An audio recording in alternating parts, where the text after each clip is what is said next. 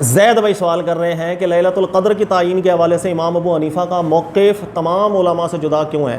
جب صحیح احادیث کے اندر ذکر موجود ہے کہ لیلۃ القدر کے آخری تاریخیں ہیں، آخری طاق راتیں ہیں، تو پھر امام ابو حنیفہ ایسا کیوں فرمایا کرتے تھے کہ لیلۃ القدر کی رات متعین نہیں ہے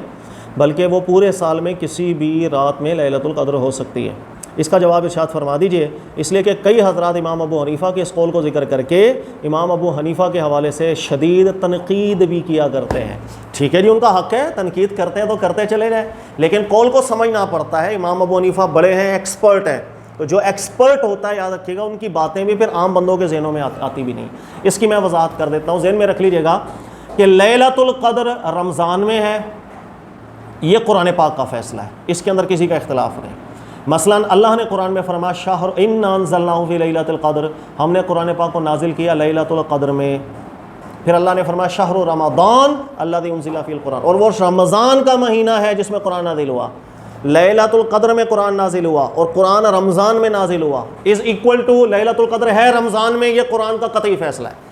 جب یہ قرآن کا قطعی فیصلہ ہے تو اب آپ مجھے یہ بتائیں کہ کیسے ہو سکتا ہے کہ امام ابو حنیفہ نے ایسا کہا ہو کہ پورے سال میں لیلۃ القدر آئے گی رمضان کے علاوہ بھی؟ یاد رکھیے گا ایسا قول امام ابو حنیفہ سے صرف منقول ہوا ہے، لیکن محققین نے ذکر کیا ہے امام ابو حنیفہ سے یہ بات بالکل ثابت نہیں ہے۔ امام ابو حنیفہ سے یہ بات ضرور ثابت ہے کہ آپ کہا کرتے تھے رمضان کے مہینے میں لیلۃ القدر ہے، بس اس کے بعد تفصیل میں نہیں پڑھنا چاہیے کہ وہ پہلے عشرے میں ہے، دوسرے عشرے میں ہے، تیسرے عشرے میں ہے، پہلی رات ہے، پانچویں رات ہے، 10ویں، 15ویں، 20ویں یا آخری کے طاق عشرے کی راتیں ہیں، اس کے پیچھے نہیں پڑھو۔ تو امام ابو حنیفہ کا اصل قول یہ ہے کہ رمضان کے مہینے میں لیلۃ القدر دور کرتی ہے، کوئی ایک رات اس میں متعین نہیں ہے۔ تو پہلی بات تو میں نے آپ کو کلیئر کر دی کہ جو مشہور ہے ہمارے یہاں امام ابو حنیفہ کے حوالے سے من یقم الحول یصب، کہ جو پورا سال رات جاگے رات عبادت کرے گا لیلۃ القدر پائے گا۔ یہ حول سے جو مراد ہے رمضان کا مہینہ ہے، اس لیے کہ سیاق و سباق سے حول مقید ہو جایا کرتا ہے، اور یہی دلیل محققین علماء بیان کرتے ہیں۔ اچھا دوسری بات کہ اب آ جاؤ کہ بھئی امام ابو حنیفہ رحمۃ اللہ علیہ، چونکہ روایتوں کے اندر تو بہت سی بات، بھئی بخاری کی حدیث ہے التمسوها فی العشر الاواخر، کہ آخری 10 راتوں کے اندر لیلۃ القدر کو تلاش کرو۔ پھر دیگر بخاری کی روایت ہے کہ آخری عشرے کی طاق راتوں کے اندر لیلۃ القدر کو تلاش کرو۔ سوال یہ ہے کہ جب یہ حدیثیں موجود ہیں تو پھر امام ابو حنیفہ نے ایسا کیوں کہہ دیا کہ بھائی پورے رمضان کے پہلے عشرے میں بھی تلاش کرو، دوسرے میں بھی تلاش کرو، تیسرے میں بھی تلاش کرو؟ اس کی وجہ ہے، اور اس کی وجہ یہ ہے کہ امام ابو حنیفہ یا دیگر کئی علماء گزرے ہیں، فقہ شافعیہ میں سے بھی گزرے ہیں، مالکیہ میں سے بھی گزرے ہیں، حنبلیہ میں سے بھی گزرے ہیں، کہ جن کا موقف یہی ہے جو امام ابو حنیفہ نے بیان کیا، اور وہ یہ ہے کہ اعتکاف کی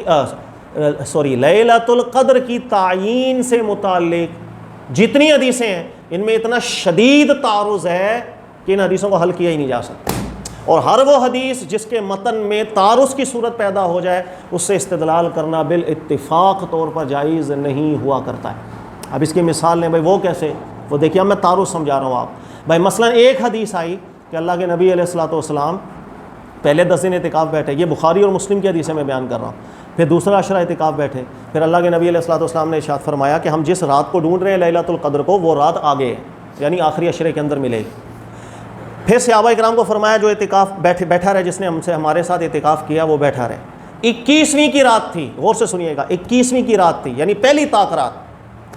تو اللہ کے نبی علیہ السلام نے فرمایا ہمیں خواب میں اللہ نے لیلۃ القدر دکھا دی، اور یہ وہ رات ہے جس کے اندر ہم اللہ کی بارگاہ میں سجدہ بھی کر رہے ہیں، اور سجدہ جب ہم کر رہے ہیں تو پانی اور مٹی ہمارے مبارک پیشانی پر لگ رہی ہے۔ یہ بات، یہ خواب اللہ کے نبی علیہ السلام نے جب صحابہ کو سنایا، اس کے بعد جب نماز پڑھنے لگ گئے، صحابہ کہتے ہیں نماز پڑھتے ہوئے آسمان پہ کوئی بادل بھی نہیں تھا، پھر ہم نے دیکھا یکا یک بادل آنا شروع ہوئے اور بارش برسی، یہاں تک کہ جماعت قائم ہے، اللہ کے نبی علیہ السلام امامت کر رہے ہیں،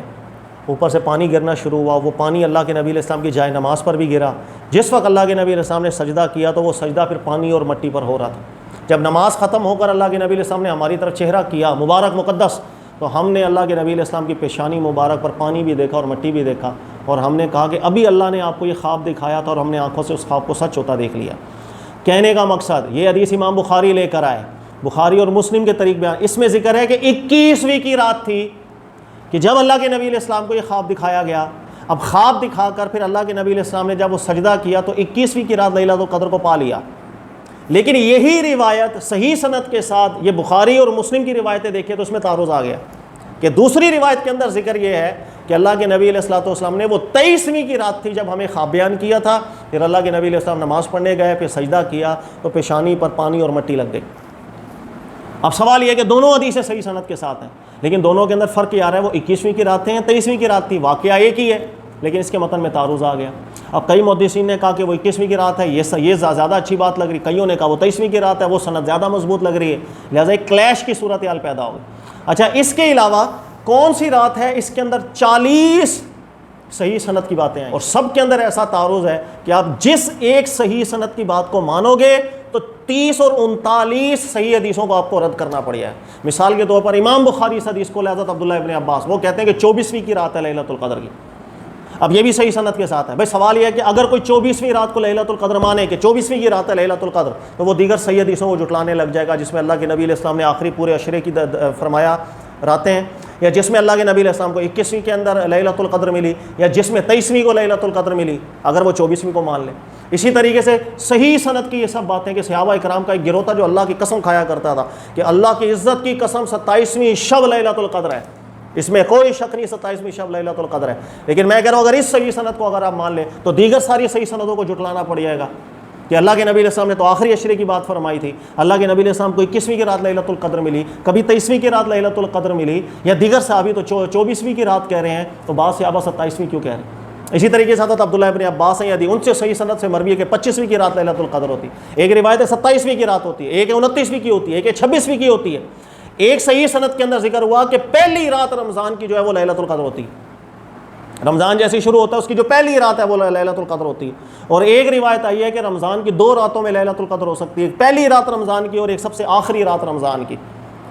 تو یہ اتنی حدیثیں ہیں، یہ اتنی حدیثیں ہیں، 40 کے قریب صحیح روایات موجود ہیں لیلۃ القدر کے حوالے سے، کہ کسی میں ذکر ہے رمضان کی پہلی رات، کسی میں ذکر ہے نصف رمضان 15ویں رمضان کی رات، کسی میں ذکر ہے آخری رمضان کی رات، کسی میں ذکر ہے 21ویں کی رات، کسی میں ذکر ہے 23ویں کی رات، کسی میں ذکر ہے 25ویں، کسی میں 27ویں، کسی میں 29ویں، کسی میں 26ویں۔ اتنی روایات ہیں۔ اب اس میں آپ کسی ایک صحیح حدیث کو اگر لے لیں، باقی صحیح حدیثوں کو آپ بھی جھٹلائیں گے، آپ بھی رد کر دیں گے۔ بھائی مثلا اگر آپ بولیں وہ 27ویں ہے، اس صحیح حدیث کو چنیں، تو 21ویں والی صحیح حدیث کو آپ رد کر رہے ہیں، 23ویں والی کو آپ رد کر رہے ہیں، 15ویں والی کو آپ رد کر رہے ہیں، پہلی رات والی کو آپ رد کر رہے ہیں، 30ویں والی کو آپ رد کر رہے ہیں، سب کو رد کر کے ہی ایک کو چن رہے ہیں۔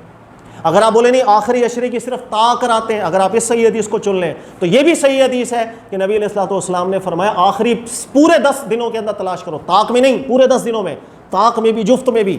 21ویں کو بھی، 22ویں کو بھی، 23ویں کو بھی، 24ویں کو بھی۔ تو اگر آپ اس حدیث کو چنتے ہیں کہ آخر کی طاق راتوں میں لیلۃ القدر تلاش کرو، پھر آپ اس صحیح حدیث کے خلاف ہو جاتے ہیں کہ جس میں ذکر ہے پورے 10 دن تلاش کرو۔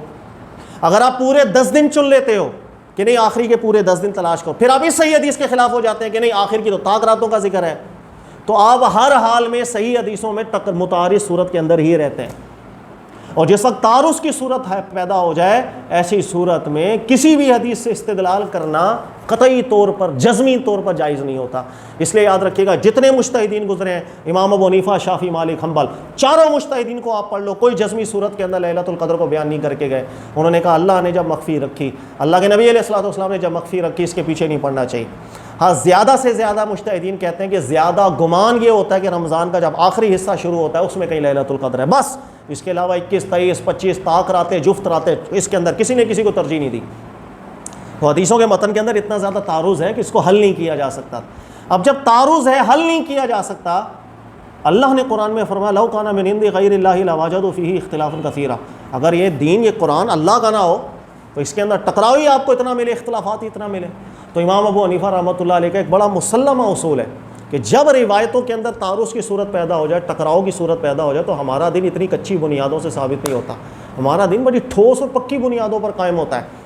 لہذا جب کبھی حدیثوں میں تعارض پیدا ہو اور وہ تعارض حل نہیں ہو سکتا، تو امام ابو حنیفہ کے نزدیک اب ان روایتوں سے استدلال کرنا کمزور ہے، قرآن پاک سے استدلال کرنا قوی ہے، قطعی ہے، اسی پر رہو۔ اور اللہ نے قرآن میں فرمایا انا انزلناہ فی لیلۃ القدر، ہم نے لیلۃ القدر میں قرآن نازل کیا، شہر رمضان الذی انزل فیہ القرآن، اور وہ رمضان کا مہینہ تھا جس میں قرآن نازل کیا۔ لہذا کنفرم طریقے سے جب پتہ چل گیا رمضان کا مہینہ ہے جس میں قرآن نازل ہوا، اور اللہ نے فرمایا کہ رمضان میں ہی لیلۃ القدر ہے، تو رمضان میں لیلۃ القدر ہے بس۔ اس لیے امام ابو حنیفہ کا یہ موقف ہے کہ پورے رمضان کے مہینے میں کوئی بھی رات ہو سکتی ہے، پہلے عشرے کی بھی ہو سکتی ہے، دوسرے کی بھی، تیسرے کی بھی۔ مضبوط قول ہے امام ابو حنیفہ کا، کمزور قول نہیں،